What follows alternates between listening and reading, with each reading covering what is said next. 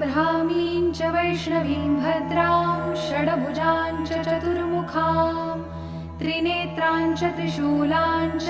पद्मचक्रगदाधरां पीताम्बरधरां देवीं नानालङ्कारभूषितां तेजः पुञ्जधरां श्रेष्ठां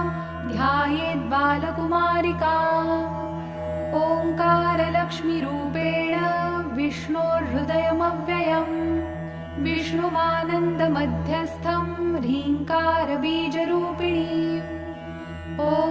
क्लीं अमृतानन्दभद्रे सद्य आनन्ददायिनी ॐ श्रीं दैत्यभक्षरदां शक्तिमालिनी शत्रुमर्दिनी तेजः प्रकाशिनी देवी वरदा शुभकारिणी